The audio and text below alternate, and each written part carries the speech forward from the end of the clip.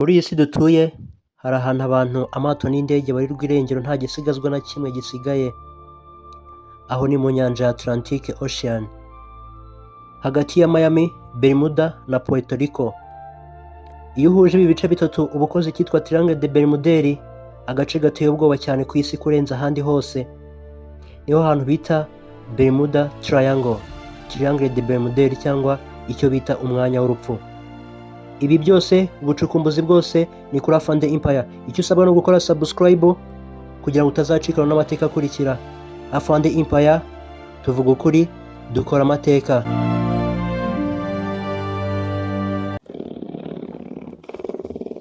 Afande Empire, tuvuga amateka, dukora amateka.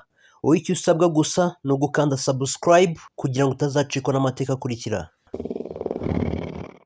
Mu myaka irenga 100 abagera ku 1000 baburiwe irengero muri iki gice cy'inyanja ya Atlantique.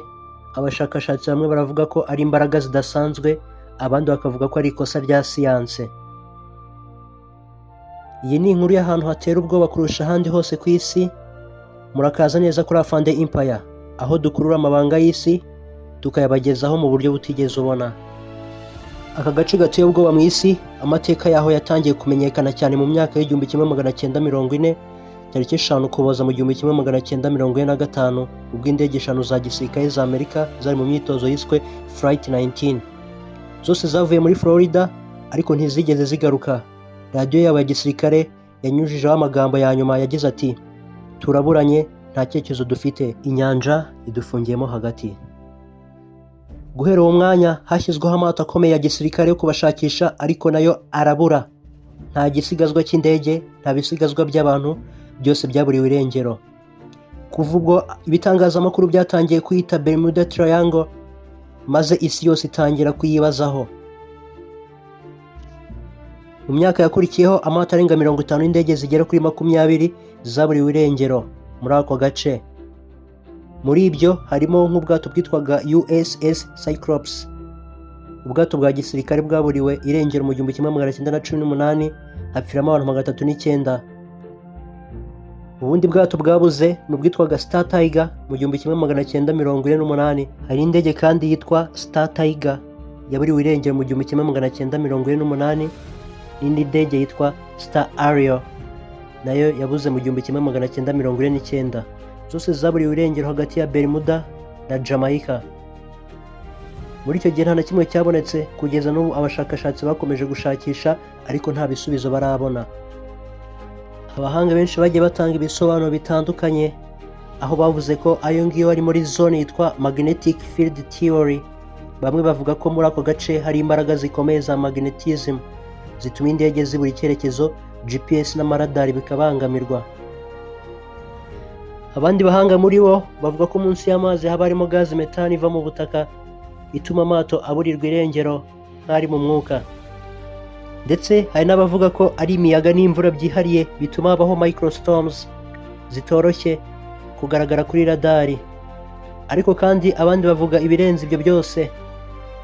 Ndetse hari bamwe bemera ibitangaza bavuga ko Triangle de Bermuderi cyangwa se Bermuda Triangle ari umuryango w'ama aliens, cyangwa se ibanga yo gusimbuka mu gihe cyo bita time portal.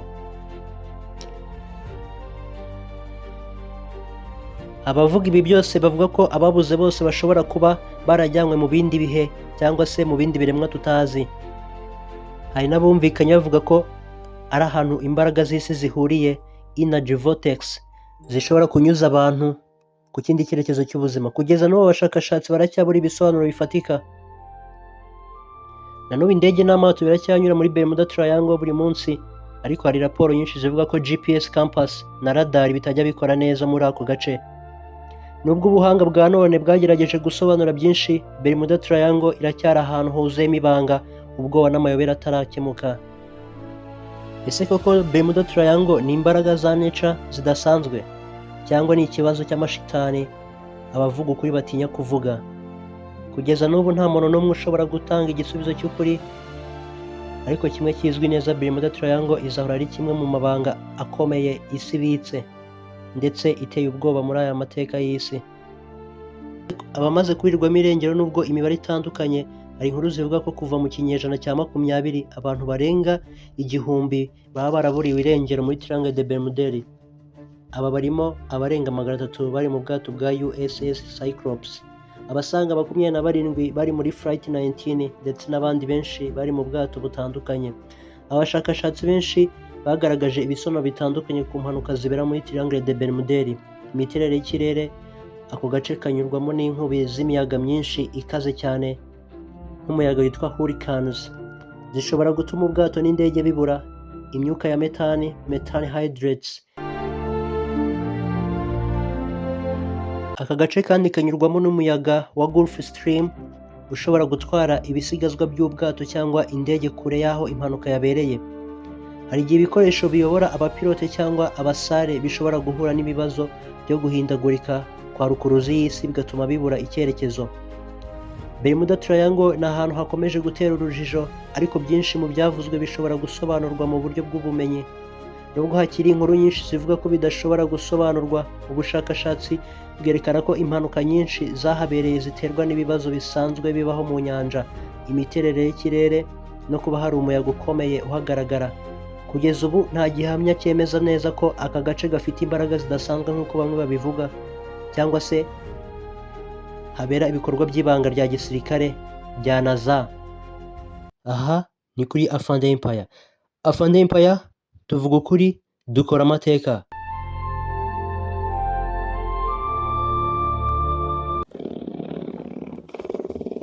Afande Empire, tuvuga amateka, dukora amateka. Wowe icyo usabwa gusa ni ugukanda subscribe kugira ngo utazacikwa n'amateka akurikira.